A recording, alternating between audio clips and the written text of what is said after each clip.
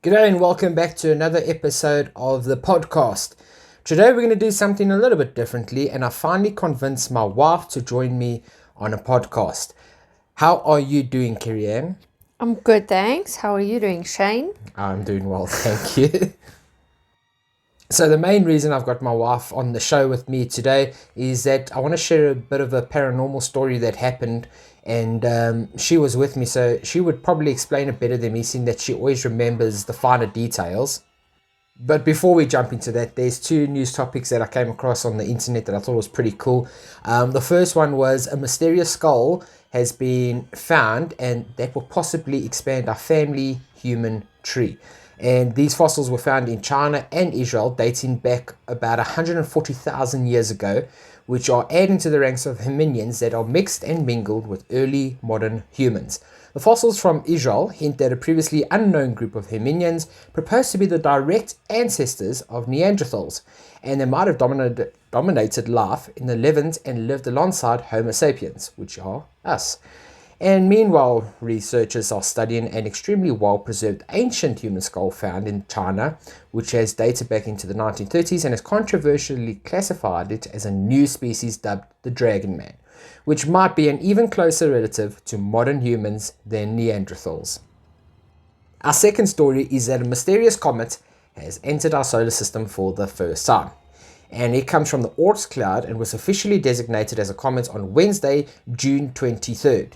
That designation came a week after it was first observed as a tiny moving dot in images archived by the Dark Energy Camera. The official name for this comet is Comet C-2014 UN271, which is a whole lot of shit that I don't understand, but that is what they call it. And it was named after discoverers, giving it an easier Bernstein name. Yep, you heard that right, BB. And so far, scientists have learned some interesting information about the comet, which is believed to be 62 miles wide. So in South African terms, I would guess that's about 110 kilometers wide, which is quite freaking frightening. And it's currently 20 times the Earth-Sun distance from us, which is still a shit far away. However, if you have watched Deep Impact and Armageddon, you know that it could come anytime, and then you've got to head for the hills, and hopefully Bruce Willis and Ben Affleck will save the day. It will reach its closest point to the sun on January 23rd, 2031. Flip, that's only 10 years away. Well, I say only 10 years away was probably a good thing. And at that point, it will be just beyond the orbit of Saturn, putting it at about 10.95 solar distances from the Earth. So I think it's safe to say that that shouldn't hit us at any time, which probably means I need to pack the dishes away so I can't get out of that excuse from the comet. That sucks. Okay, so we're going to jump straight onto our paranormal story that we shared. Babe, I don't know where you want to start off with the story, what kind of house it was, where it was. It was a friend's house of ours that we actually house-sitted. House sat, yeah. So that's probably how this whole podcast is going to go, me being corrected for my poor English. So yeah, where do you want to jump in from there? So, at the beginning. That's a good place. Yep. We were house sitting at a friend's house when they went away. And but a bit of a backstory before we get into exactly what happened. Her boyfriend was into like black magic type stuff and would play with the Ouija board and do all these weird and wonderful things. Draw pentagrams and stuff like that. Yeah. Which is cool if that's what you're into, good for you.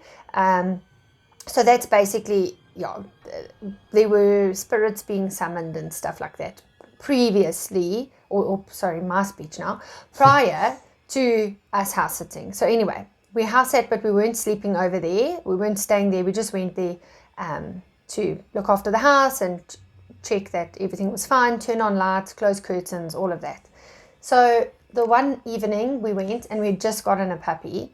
Actually, I'm going to skip back a bit. Sorry. Yeah. I missed a step. And this is how our stories normally go in our household, because my wife has to get all the details down. So yeah, jump in again there. Otherwise, you don't know what's going on. You need to feel like you were there with us. So the movie Paranormal Activity had just come out as well. And we had watched it previously to this experience. Then one of our other friends wanted to watch it with us. So the three of us went to our other friend's house that we were house sitting, and we watched it there in their main bedroom. And they had wooden floors, just so you know. Yeah. So we finished watching the movie and we left. And then the next day or 2 days later, I can't remember, we went back again and did the same thing, opening curtains, turning lights on, but it was in the evening. And we had just gotten our puppy, Rascal. So this was many years ago. Yeah. And we took Rascal with for a drive, and there were no doggies there at that time. So we took him with us just to lock up the house, and we were going straight back home. Wasn't it Christmas Day, actually, if I'm not mistaken? It was Christmas evening. I think it was Christmas Eve. Yeah, it was Christmas Eve. Yeah, not Christmas Day. So we went and just to do a quick lockup, and then we had gone into the house for something, or obviously to lock up. And that's why I mentioned previously that they had wooden floors. And Rascal was in the house with us, but I was watching him the whole time because I didn't want him to pee on anything. As male dogs do. Yeah, and he was a puppy, so I didn't want him to chew on anything either. And we had come in the back door for whatever reason through the back gate. And then we were turning lights on as we were going through the house. And the next thing, Shane and I were together, and Rascal was there as well with us. And we heard these footsteps walking on this wooden floor. So then we didn't really think much of the footsteps. I am a scaredy cat, so it freaked me out a little bit. But it's also wooden flooring, so often, like, especially in summer, at night time when it cools down, things start to contract again. So maybe that's what we sort of played it off as, I suppose. Yes. So anyway, the next thing, the light in the kitchen went out. None of us were in the kitchen. Yeah, we were outside by the garage section, if I'm not mistaken. No, we were still in the house. Oh, yes. And the light went out in the kitchen. And then, so we thought that there was maybe somebody in the house or in the garden or whatever. So I ran outside to go get help. And Shane stayed there to look around and see what was actually happening. And no, Shane came with me to the car actually. Yeah, but my car door was open. Yes. As we started walking towards the car to get out of there, we saw my car door was open and the light was on in the car. And I think at that moment we realized, shit, there's probably someone here and we've scared them off now. Now's our chance to get the hell out of here. Yeah. So that's exactly what we did. We got in the car. We hadn't even locked their house up. We got in the car and we left. And we drove down the road to go get help. There was someone having a huge party there, and we crashed that party. And we're like, please, can you help call the... I don't even think we had our cell phones with us or something. No, I think we even left them behind. So, yeah, I think we left our cell phones behind. And at this point, I'd left you at that house with those people that were having a party. Yes, to call for help. Yeah. Because in our panic, we had left Rascal behind. This poor little puppy in this dark house, because, all the lights went off except one light. Yeah, one light stayed on. One light stayed on, and that's what made me think it can't be a power failure because there's still one light on. So I dropped off Kerry Ann at that house, and I started driving back towards the house, and I thought, if there is someone in the house, I don't want them to see me pull the car up. So I parked like 2 houses down, got out the car, and I started walking in stealth mode, as big as I am in stealth mode, trying to jump from tree to tree and sneak in. And I opened the gate, but as you open the gate, there was a light on there facing like the road, a safety light. and this light was shining straight in my face, so I couldn't see shit as I was walking towards this house.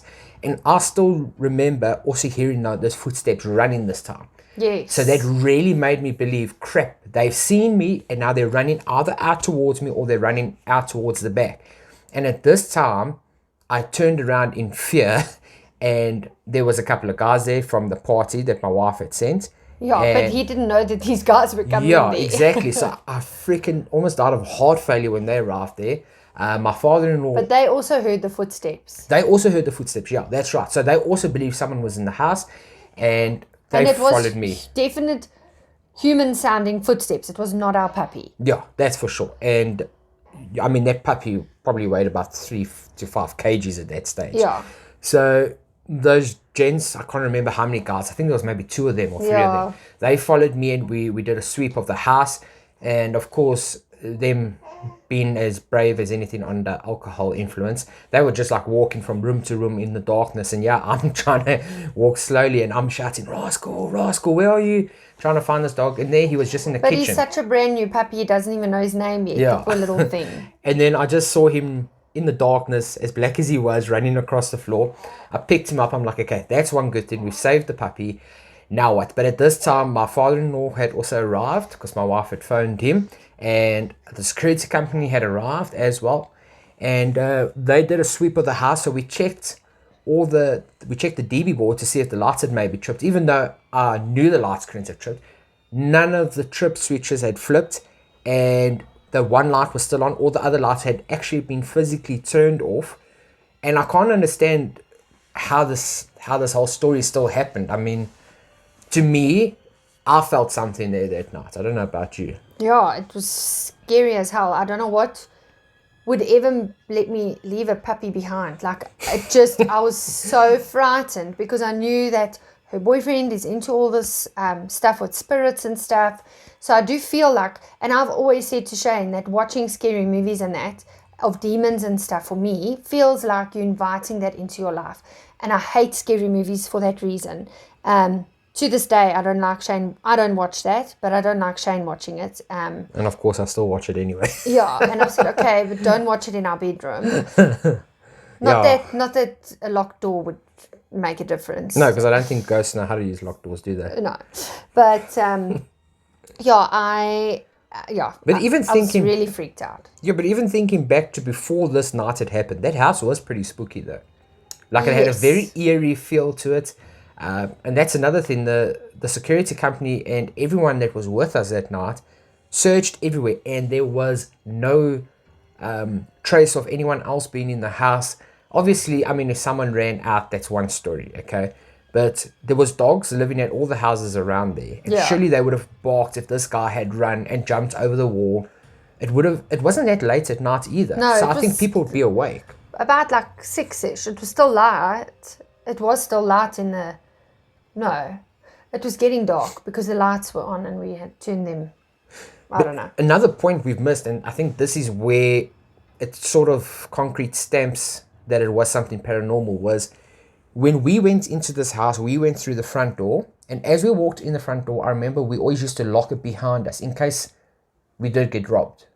And it is South Africa after all. Yeah, it is South Africa after all, especially if you're looking at our news at the moment, at the current state of things. But anyways, and the only way to get to my car, which was in the front, was through the front door, but the front door was locked. So if there was someone there, someone switch off the light, run right past you and I, go through the back. Which we didn't see. No.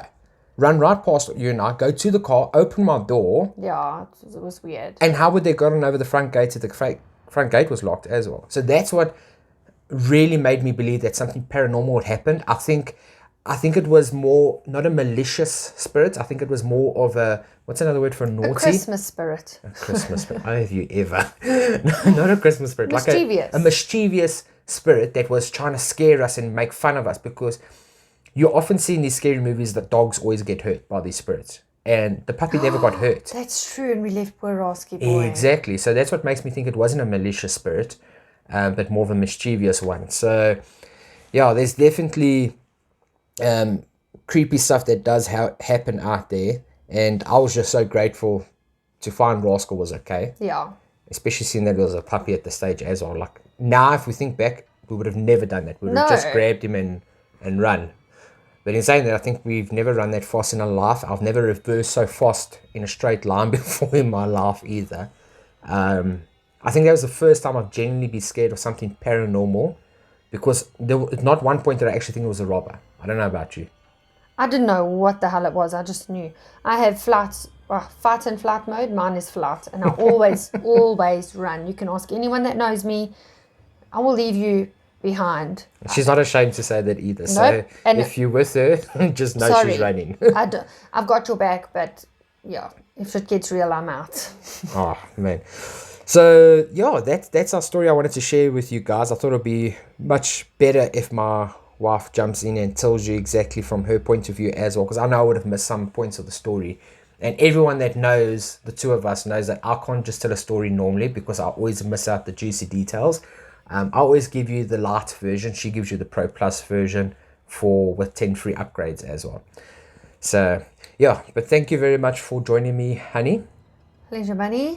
And yeah, thank you guys. I hope you enjoyed that little segment. Thanks for having me. All right, let's jump straight into the main story for today, which is the murder of Rocio Wanninkof. Oh my gosh, this story absolutely freaking blew my mind, okay? I couldn't believe how shitty the police work was in this case. I couldn't believe how shitty some of the people were in this case. And, you know what? Let's jump straight into the story. Now, I originally first heard of the story of Rocio Wanninkof on a documentary on Netflix, which I watched a month or so back. And like I said earlier, it is crazy what happened. So, basically, Rocio was born on the 9th of November, 1979. And her parents were Willem and Hilaria.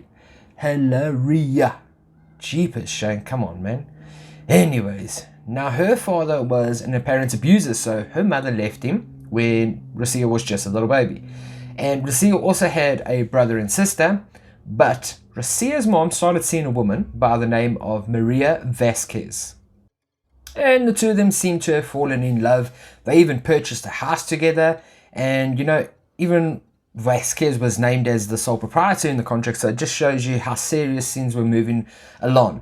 And after her divorce in 1983, Rocio's mom kept legal custody of the children, and she raised them with Vasquez as the couple's own. Rocio and her sister Rosa said that they had two mothers when they used to go to school. And of course, people, now they are at school, they start judging you for stupid crap like that. So yeah, the girls even started signing several times their surnames as in Vasquez Hornos, and Hornos was Rocio's mother's maiden surname, in place of their normal legal name, which was Wanninkof. And even if you go and look at Rocio's personal diary, you'll also find that she started writing the name like that. And Rosa also claimed that her own relation with Vasquez was one of affection, even at the height of the media frenzy incriminating Vasquez in the disappearance and murder of Rocio Wanninkof. And now we move on to that fateful evening, and Rocio said goodbye to her mother and sister at around 5:30 on the 9th of October 1999. She walked the 500 meters between her home in the Mias residential area, also known as La Correticha, and her boyfriend's home in La Cala de Mejias, where she stayed until about 9:30 that night. And according to her boyfriend, she left then with the intention of taking a shower, changing her clothes when she got home, before reuniting with him and other friends at a fair in Fenguelelo later that night. So nothing out of the ordinary. I mean, most girls would do that. But anyways, let's move straight along. This was the first and only time that Wanninkof made the return trip alone and on foot.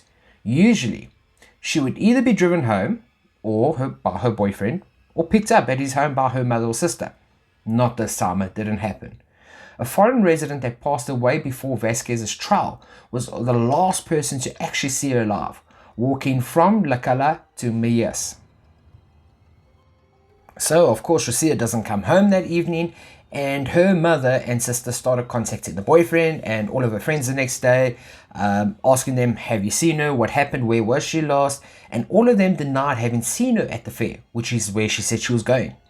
And now the mother was already alarmed, but this made things worse for her. So the mother decided to go for a walk with Cirillo to erase her, not erase herself, but almost ease herself from the pain and worry. And instead of reporting Wanninkof's disappearance right away, which seems a little bit dodgy, I suppose everyone acts a little bit differently. However, during this walk, the couple found a pair of running shoes that they later identified as Wanninkof's, a napkin, and several bloodstains in a vacant lot next to the road used by her. I can't even imagine, coming across something like that of your loved one, and immediately your mind begins to think the worst thing that could possibly happen. They then went on to alert the civil guard, who cordoned off the area, and they started their search with the help of the family, and over 1,000 neighbors jumped in to help out for looking for her. And despite the absence of a body, it was immediately apparent to law enforcement that Wanninkof had been murdered. A blood trail began at 1.10 meters from the sidewalk and continued to a blood pool large enough to have caused her death from exsanguination. Oh my goodness. Exsanguination. Oh goodness. I'm not going to get this word right today, am I? Anyways, let's carry on and skip over that. And next to the pool were dragging marks, or is a suspicious sign, and crossing over them, and there was blood. There were tire marks made by a small vehicle with a tire model that went out of production in 1993. And because the dragging marks continued over several inclined terrain, that would have made it extremely difficult for one person to have dragged the body out there alone. It was believed that the body was dragged by at least 2 people. Now that's important to remember when we move on with this case. Then left in a less exposed area of the vacant lot before the vehicle was brought in to transport the body to another location. 3 or 4 days after the disappearance, a taxi driver actually came forward to say that the night of the crime, at about 10 o'clock, he dodged an off-road vehicle driving on the wrong lane at the exact point on the road where the running shoes were found. And when the vehicle passed his, he heard a high-pitched shriek or scream that scared him. And on 16th of October, DNA testing confirmed that the blood had belonged to Wanninkof. Now, I don't know why this taxi driver never came forward a bit sooner. Not that it would have really mattered, but you make yourself look suspicious in cases like this. It aggravates me. And despite the evidence, the family and friends of Wanninkof stated that they believed she was still alive. A couple that had employed her as an au pair offered a reward of 2 million pesetas for any useful information about her disappearance, and an English resident offered 10 million for her safe return.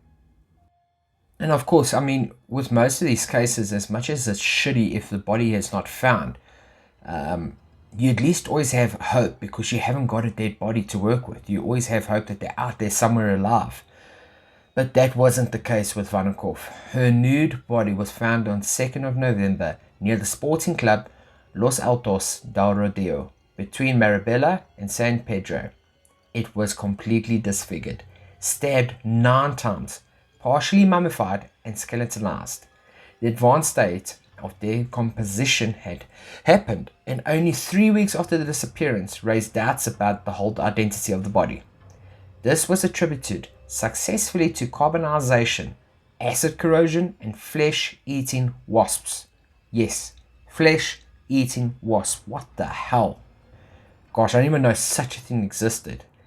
Whew.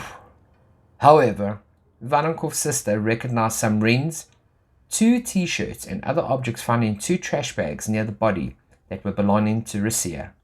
The t-shirts were torn by the stabs of the knife, which I'm assuming, and no clothes from the waist down were ever found.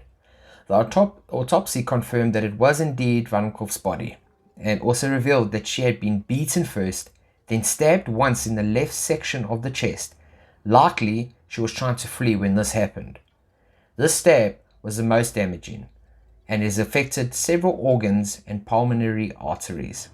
And as a result, Wanninkof became instantly paralyzed or unconscious, and her death was quick. Yeah, that's pretty heavy. It's never nice to hear something like that. However, I think if there's any hope in the case, the fact that she died quickly and didn't have to suffer and go through that ordeal, that's some sort of positive side to it, if I'm going to say that. Yeah, and once on the ground, she was then stabbed another 8 more times on a small area of her back in quick succession, and with a likely aim of ensuring that she had died. The wounds were all caused by the same weapon, which was a thin, single-edged razor. Sexual assault could not be proven either way, and due to the advanced decomposition of the body. The body was also left on the ground for several hours before the killer returned and put it in the car, and was later deposited, not thrown, in the second location. It was partially covered by bushes and fallen leaves when it had been found. Because the number 8 was drawn on one of the bags, it was believed that the bags were not acquired with the intention of using them in a murder, but that they had been repurposed after being already used. Now, what the hell, guys? Really? The killer was also believed to be familiar with the area where the body was abandoned, and it was only accessible by a trail perpendicular to the N340 highway, which was very difficult to see from the road, so kind of the perfect place to dump a body, you'd think. And like you'll find in all cases, the police can't really start investigating or looking at suspects until they have a body, which in this case they now had a body, and the immediate suspect was lowly Vasquez. Yes, that's right, Rocio's stepmom. Now, a cleaner had apparently seen her stabbing one of Wanninkof's missing person posters. Okay, now that sounds a bit twisted. Now, when I first saw that as well, I'm like, what the freaking hell is this woman doing? And the media immediately spun the story, framing Vasquez as a scorned lover. Vasquez had lived with Hornos, which was, as you can remember, Rocio's mom, for 11 years, raising the children as her own after her mother and the husband actually split up. And the narrative that the press pushed out of this was that Wanninkof disapproved of her mother's relationship with Vasquez, who then took it upon herself to get rid of Wanninkof. Though the two women had already been separated for 4 years, so that's one thing that's really important to note, is that Vasquez and the mother actually had been separated for 4 years but continued to live together.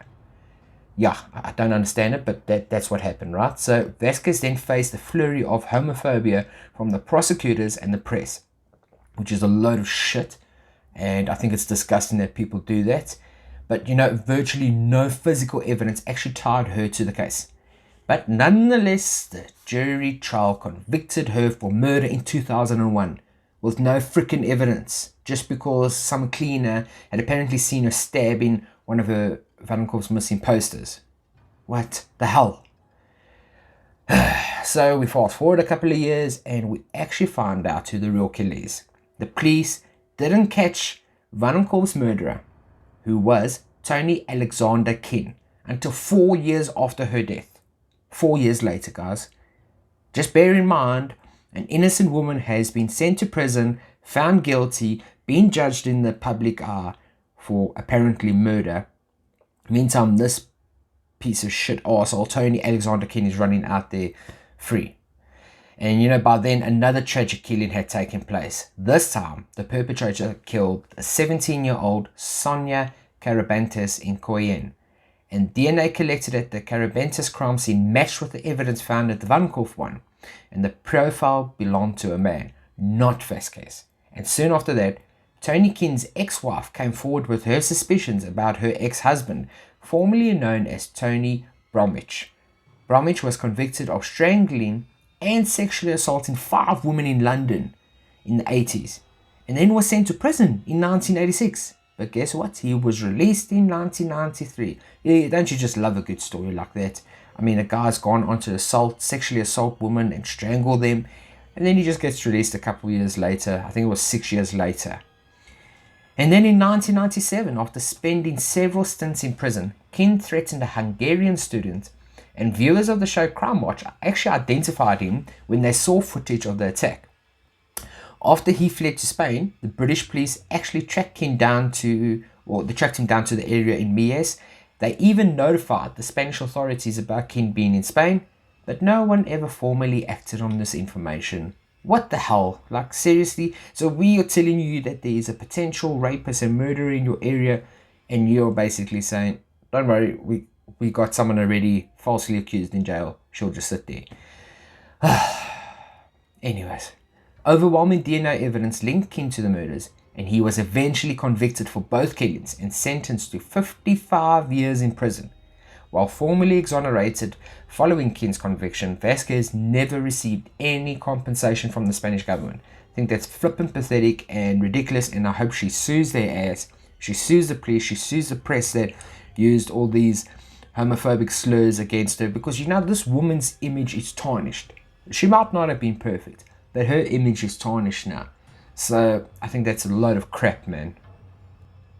It actually later came out, I remember in the show that Vasquez said the reason she was quote unquote stabbed in the poster, she was actually pointing to the photo and trying to explain to someone, I think it was their cleaner, who apparently wasn't fluent in English or Spanish or whatever the case may be. So she was trying to explain to her in broken terms, this is the girl that's gone missing, have you seen her? So if she was just pointing with her hand, yeah, then she's not like really out of line for doing that.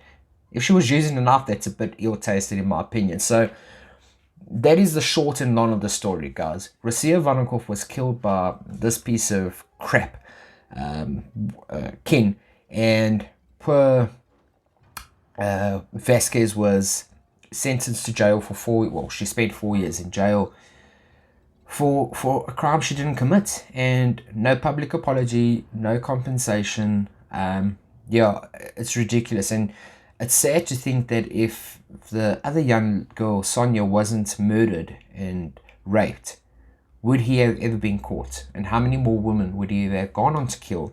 And thirdly, how much longer would Vasquez have sat in prison because of this prick?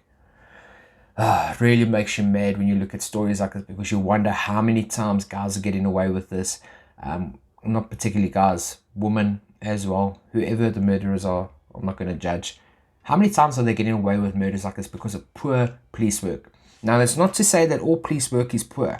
Okay, don't get me wrong. A lot of these cases get saved because there are persistent detectives and police out there that really want to get down to the bone ends of a case. So shout out to those guys, and shout out to the families as well. Like, to go through something like that must be absolutely terrifying, and I don't even know how you come back from something like that. But yeah, guys, what do you think? Have you actually seen the documentary? What did you think about Vasquez's character? What do you think about this king killer? Yeah, let me know what you think of the story. If there's any other stories you'd like me to cover, please drop it in the comments. Contact me. Don't forget to like, subscribe, and share the show, and rate it as well on Spotify. All these ratings, likes, comments, shares, subscribes, they all help me to produce a better show. And that is what I want at the end of the day, to bring you awesome content.